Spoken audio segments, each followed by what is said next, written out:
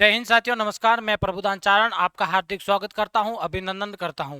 दोस्तों, आज हम बात करने जा रहे हैं। अभी चर्चा का मुद्दा है भारत और कनाडा के बीच में विवाद। ये विवाद है क्या, किस चीज को लेकर विवाद हो रहा है, इसके बारे में आज मैं आपको जानकारी देता हूं। अभी कनाडा के जो पीएम थे जस्टिन ट्रूडो ने संसद में कहा कि कनाडा नागरिक हरदीप सिंह, ये जो हरदीप सिंह है ना भाई साहब, मूल जो मुद्दा है ये है हरदीप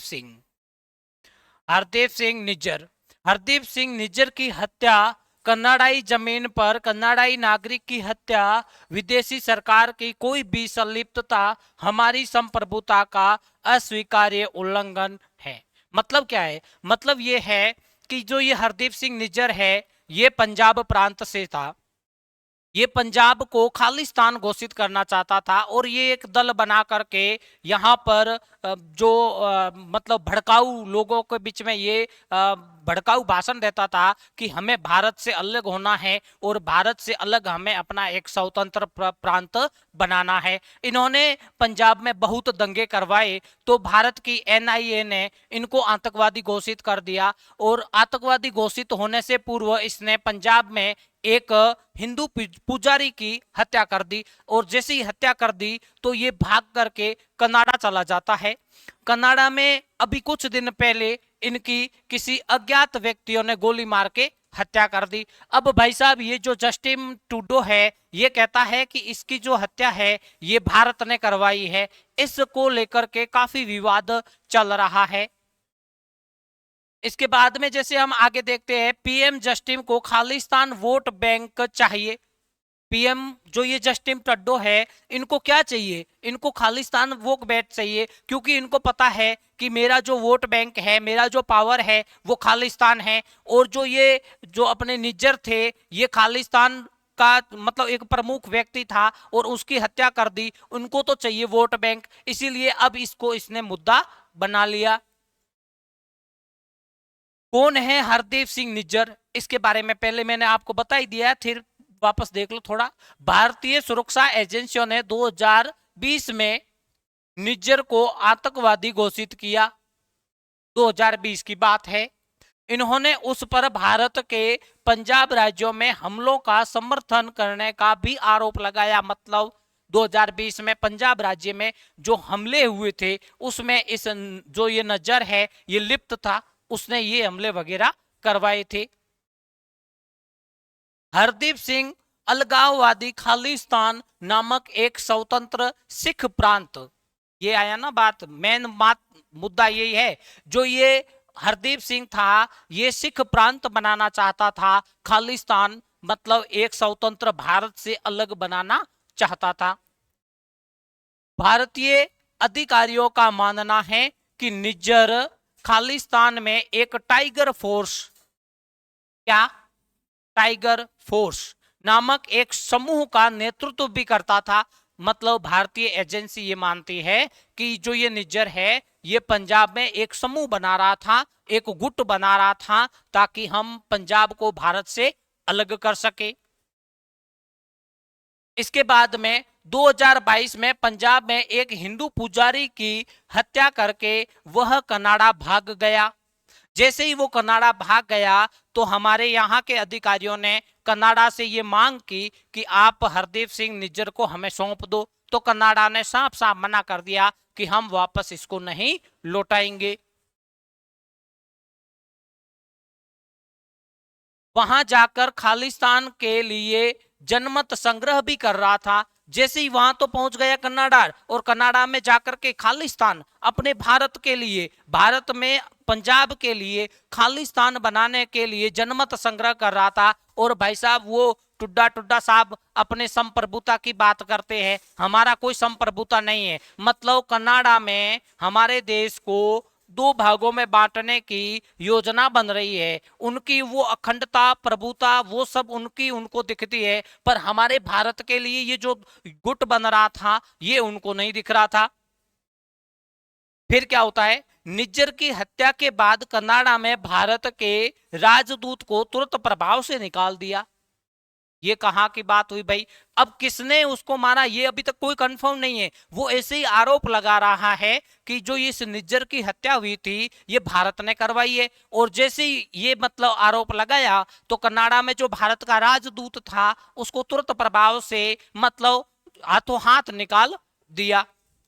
इसके बाद में भाई साहब भारत ने एक्शन लिए। और भारत ने एक्शन क्या लिए वो देखो।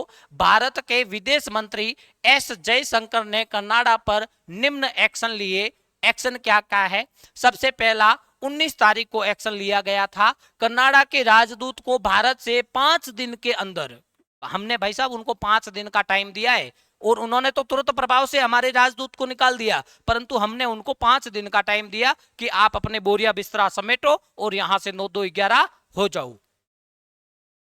दूसरा है भारत में एक एडवाइजरी, मतलब भारत ने एक एडवाइजरी या सलाह पत्र जारी किया और उसमें यह कहा गया है कि जो कनाडा में रहने वाले भारतीय लोग हैं या कनाडा में रहने वाले भारतीय स्टूडेंट हैं उनको ये बताया गया कि अब है ना ये जो सिचुएशन चल रही है कनाडा में भारत के विरोध में या भारत के नफरत में बहुत बड़ी गुटबाजी हो रही है, तो वहां रहने वाले जितने भी भारतीय लोग हैं उनसे ये नम्र निवेदन है कि ऐसे इलाकों में जाने से बचे। हाँ, अगर वायदा कुछ भी हो जाता है तो भारतीय अधिकारी आपके संपर्क में रहेंगे, वो तो तुरंत प्रभाव से आपकी हेल्प करने के लिए वहां पर मौजूद रहेंगे। ये एडवाइजरी जारी की है।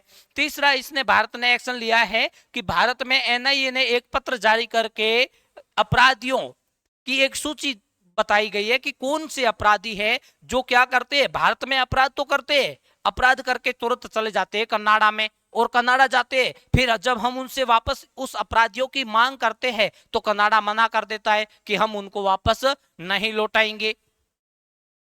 एनआईए मतलब नेशनल इन्वेस्टिगेशन ब्यूरो। आगे जब हम देखते हैं तो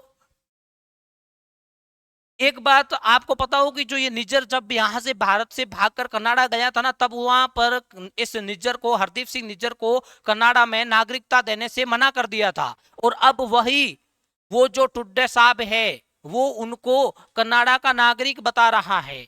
जब उसको पहले मना कर दिया था कि भाई ये हमारे यहाँ आपको नागरिकता नहीं दी जाएगी, तो अब वो वापस वहां का नागरिक कैसे बन गया? मतलब ये दोगली बातें कर रहे हैं।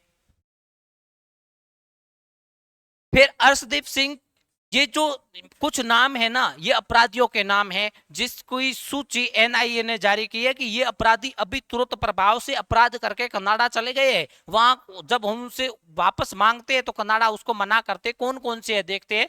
एक है अर्शदीप सिंह, चरणजीत सिंह, गुरदीप सिंह, लखबीर सिंह, रमनदीप सिंह, सतवीर सिंह, ये रनोवर, ढाइलो, सुखदुल सिंह आदि। ये जो जितने भी नाम लिखे हुए ना ये अपराधी है और यहाँ भारत में अपराध करके वो कनाडा चले गए हैं। अब यहाँ के सारी एजेंसियों को पता है कि ये अपराधी है और एनआईए ने इनके ऊपर इनाम भी जारी कर रखा है कि जो भी इनकी सूचना देंगे उनको इनाम दिया जाएगा। और जब इनको भारतीय एजेंसियों को पता है कि ये अभी वर्तमान समय में कनाडा में रह रहे हैं और कनाडा से जब उनको वापस मांग रहे हैं तो कनाडा इनको भारत लौटाने से इनकार कर रहा है।